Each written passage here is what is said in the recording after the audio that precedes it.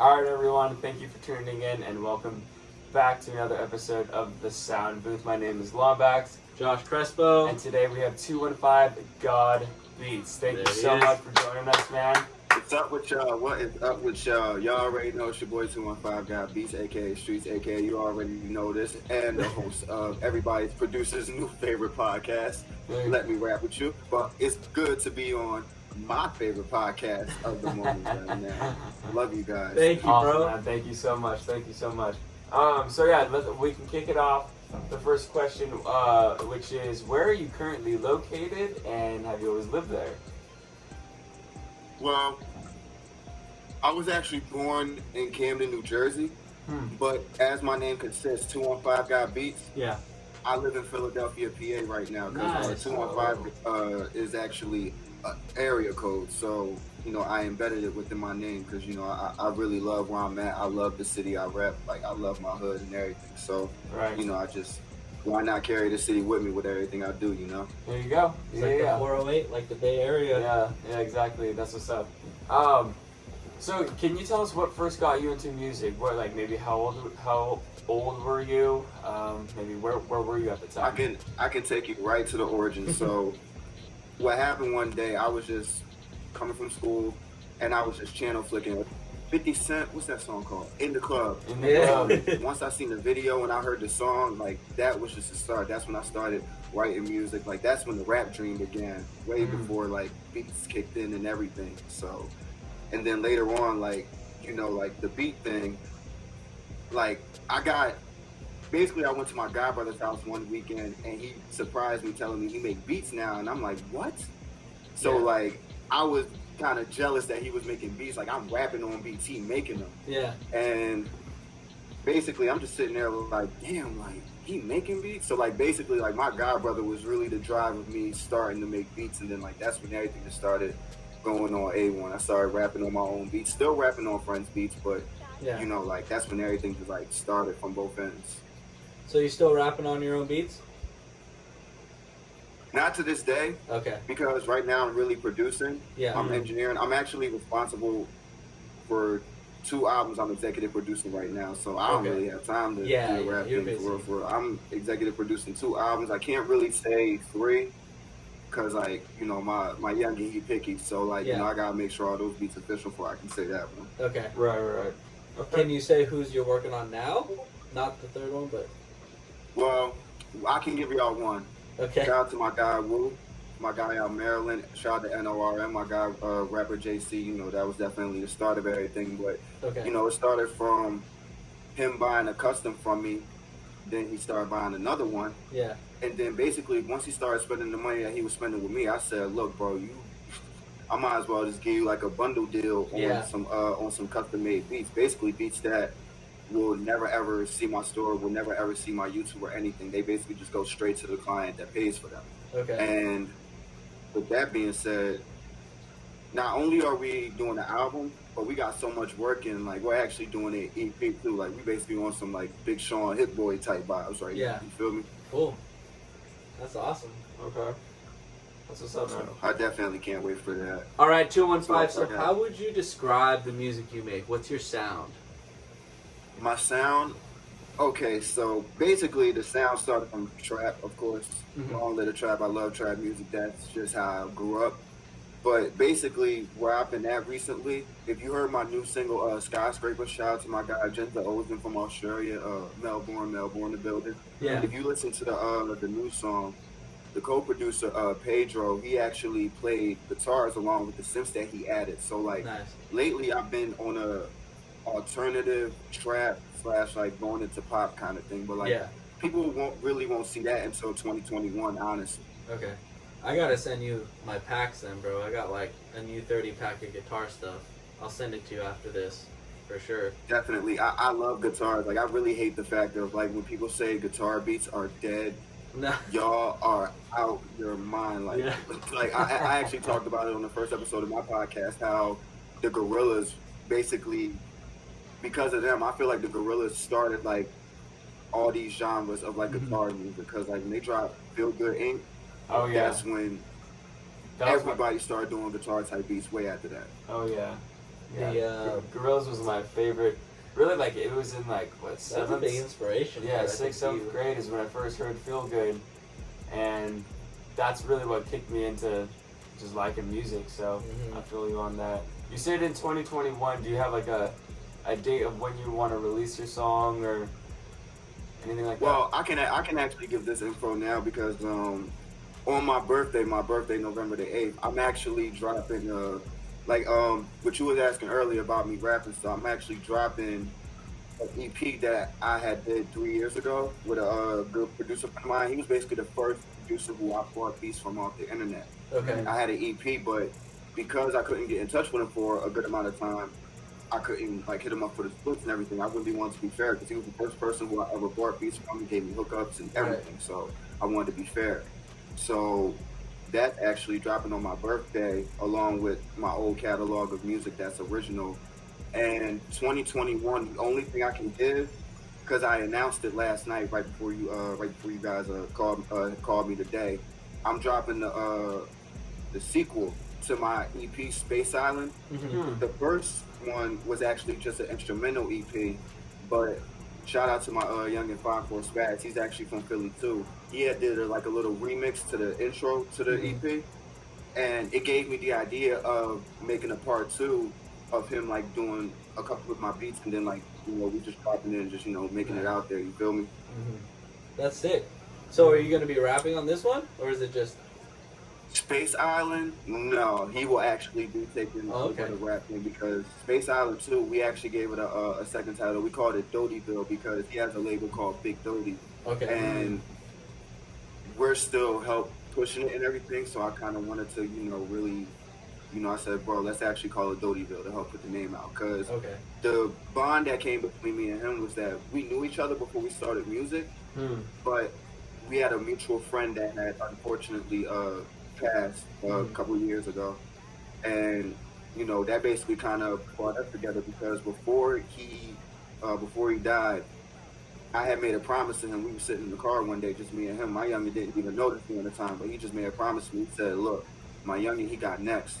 Like, bro, you just gotta do whatever you're doing with the music, bro. I just want you to help me, whatever you can do. And I said, look, bro, I got you, I promise. Like, anything I can do, I can. And I stuck to that promise. I gave him all the kits I had.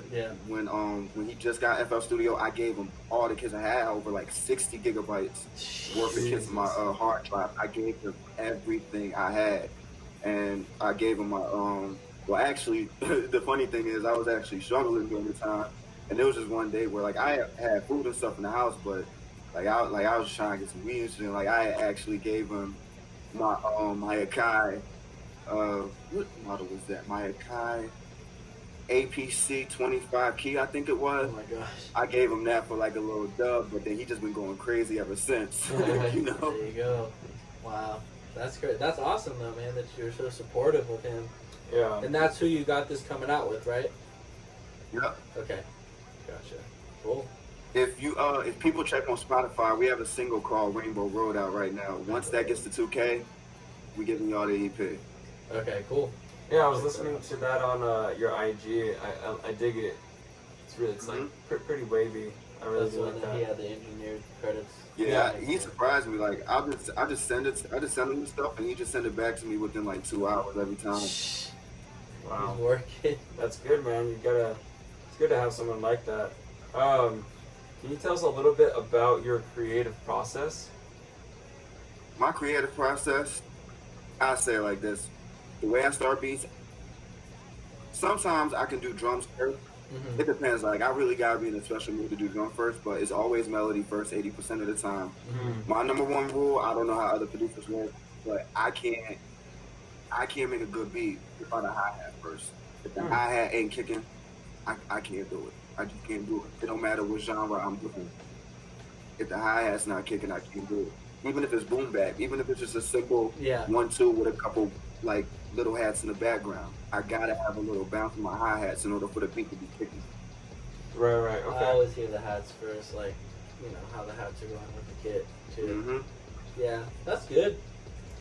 Oh man. Hi-hats matter. You're big on drums. The best hits in the world have the best, whether it's two-step, whether it's a but it's like Yeah. the Pyrex type. Yeah. The best hits in the world got crazy hi-hats right now. The hi-hats. It's kind of what just kind of carries you. Yeah. Carries like the Yeah, pushes the groove for sure. What was something that you noticed, because your social media game is pretty good, you're pretty consistent, you're doing some pretty good numbers. What do you think what did you notice that leveled up your game and really kind of started bringing your numbers up more? Honestly, I would just have to thank, the followers, the social media. I would have to thank, honestly, everything that I do, 90% of my work, I would have to thank because of my own social media, because I actually pay attention to my following, like how you actually pay attention to the reviews when people actually send you links. First of all, shout out to you for that, bro, because you're one of the only ones who really do that for real. Yeah. But my thing is, I just paid attention to what some of the others that I look up to was doing, and I kind of followed the path. For example, recently, like the page that me and you talk on is my peak page. I basically had the idea of separating my lifestyle, because I'm not gonna lie, aside from producing, I live life. I post pictures and everything. I do what the rappers do. Yeah. I have no shame in it. But what I decided to do was make different pages to basically say, okay, this is what I do on my lifetime basis. Yeah. This is what I do when I do beats or whether I produce with somebody. And then I have the podcast page separately. So I try to make sure that everything that I do has its own page, no matter which has the bigger following. I try to make sure, because everything is going to come back to me regardless. Yeah. Because I operate everything, but I try to make sure that everything stays organized. I'm still learning how to organize certain things. I learn every day. But the biggest thing, and I kind of learned this from you, like engagement really matters. Like you actually mentioned this in the tweet, I think about a month ago or two, how engagement really matters and stuff. And that's something that I really have paid attention to, and I really started engaging with people more ever since you posted that. So that's a factor that I can really give. That, like I said, thanks to the following, thanks to social media, without you guys, I wouldn't learn everything I learned. Yeah. And a big part of it too, for sure, like at least for me, and I'm sure for you too, and Trevor is starting to talk with a lot more people now on Twitter too. That's my business, so that's not just, I have fun on it and I enjoy it, don't get me wrong, but like I do my best to do what I would expect, especially when it's obviously business related stuff people are messaging me about or tweeting me about. I just do my best to get back to people, or at least like their stuff, or if I notice that they're engaging with me a lot, because I follow a lot of people, and a lot of my friends don't like, following a lot of people or whatever, but I remember who talks to me the most. I remember who engages with me the most. So then throughout the day, I'm like, I don't scroll too much, because there are a lot of people I follow, but I'll type in their name, I'll go to their page, and I'll interact with their tweets. If they come to my mind, because I talk to them a lot. So that's the best way that I can do it, because there's just so many people, to cipher through. But my notifications, I like one their gem stuff. I'll give. One gem I'll give with that, I be the same way, and sometimes I can't catch up with certain people. My rule is this: I like what I like, and this isn't me talking as an engagement person or a podcaster or a producer. This is just me talking as a fan. Yeah. What I like, I post, I comment. Even if it don't matter if I ain't talked to you in months. Yeah. If you posted something recently, it happens to be on my timeline or whatever, I'm like, oh, this is rocking. I'm gonna definitely catch up with them later. I try to make sure to even engage with just likes and reposts and comments, because even if I'm not talking to you right then and there, at least you know that I'm paying attention, and that's something that also keeps your traffic going as well. Yeah, and the people like this kit that I put out, last week, just kind of dropped it last minute.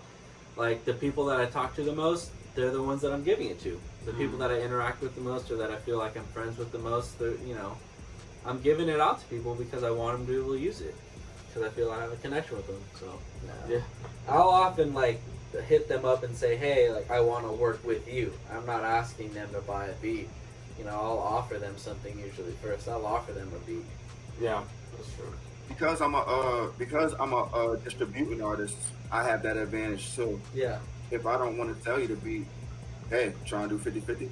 Oh yeah, of course. Yeah, I have no problem with doing that, especially if I enjoy what they're making, genuinely. like the music they're making. Especially where you're going, bro. You should definitely be pushing out more content with artists now, because I see your numbers racking up on the streams crazy. So Yeah, I was just showing him like the videos that I've been posting lately, like getting a few hundred views on everything consistently now, and it's cool to see. But it's like I'm kind of what I'm doing more of is like doing more to brand myself instead of just a guitarist or just a producer, just like a person Yeah, that's people just get to know trying who to you help are. out other people, you know, also because that's a big like facet to a personality. It's like you said, you have a life, right? So there's other stuff you talk about, other things you do, and people are resonating with it, and it makes sense, which is cool. Because it's not just always music. It can't be time lapses all the time and beats and stuff. You know, That's true. there's a People lot want to more. hear kind of sometimes outside of like the music of like what's course. going on with your day, Yeah. what music you got. So for sure. And like you said, just helping out others. The podcast has ever since I started the podcast, like a lot of people just be hitting me up on the random, like, yo, your podcast has really like helped me learn a few things here and there. I'm like, look, like I really like how I started the podcast, like where that story came from. I think it was like 2017, 2016. Of course, bro, you know me for talking so much shit on Twitter. You already know me for that. Everybody knows 215 Bobby for talking shit on Twitter. That's the first thing people know. But it was to a point where my friend said, "Bro, you need to just start a podcast. All this shit you be talking, you need to start a podcast." I call it the bullshit. Okay. When all your friends give you advice, they be like, you be like, "Yeah, I'm gonna do it this and the third," and you shrug it, type shit. Yeah. The bullshit.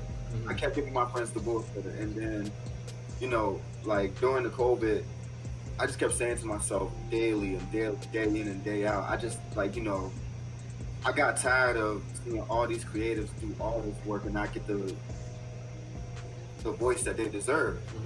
Just like you guys, you know, I made a platform to where the people that I know, you know, I can give them that voice. Right.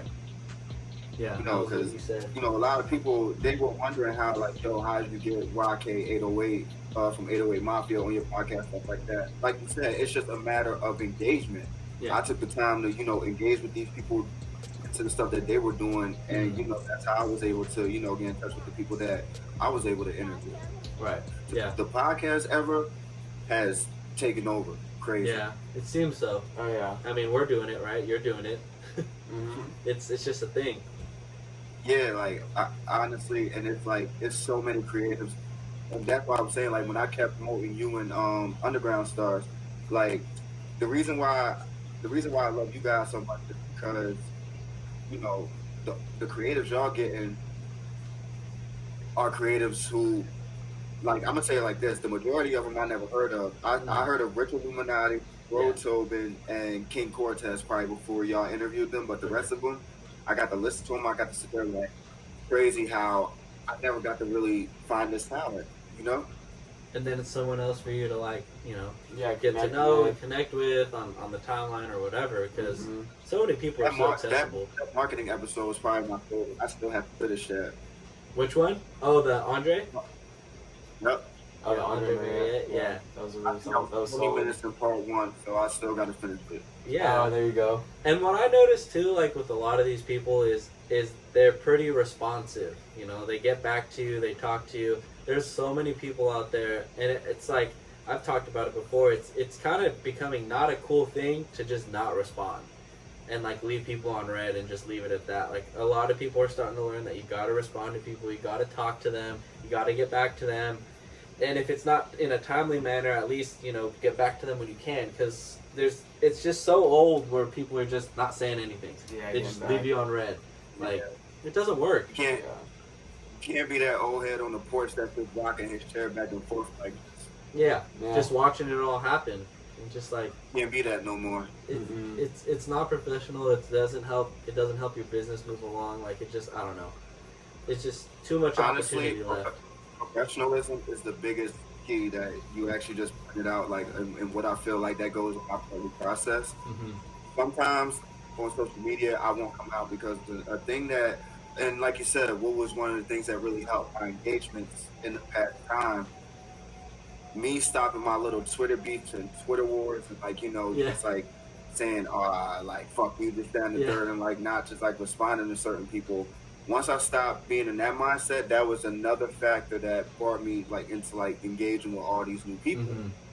So it's like you said, like it's a mindset thing. Like being professional, like it matters. If you really want to start and being bringing supportive, traffic right? in, Yeah. even if it's a small following, like why are y'all scared of what Instagram and Twitter are doing when y'all not even worried about most of y'all following anyway? Yeah. It's to the point where I even get it. I talk to producers every day. Yeah, and I when I was, I watch stories a lot, right? Because I follow so many people on Instagram, it's hard to scroll and keep up. But I interact with their stories. I'll send them, you know, the reactions or whatever, and no gifts or whatever. Yeah, whatever it is, like I'm reacting, I'm showing support, I'm showing that I'm checking it out or that I care what they're showing. And I've actually noticed for myself, everything's been going up since everybody's been complaining about it going down.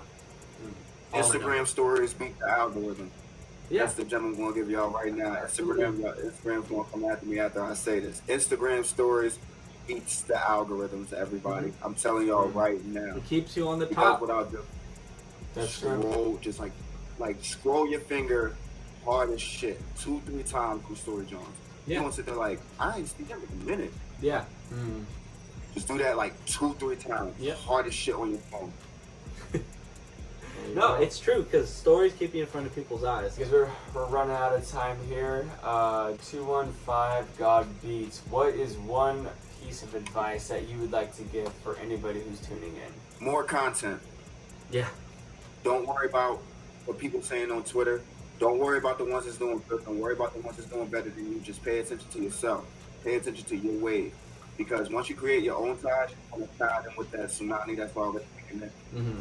Because one thing I've learned was that once I stopped focusing on others and what they're doing and started focusing on myself, everything just started going. Not just the engagements, but my art, like my focusness, my mindset. I'm sitting there like, damn, like now I got all these ideas. Focus on your content. It don't matter if you're an artist, producer, fashion designer, focus on your content. Do what you want to do. Boom. Focus on the content. Yeah. There it is.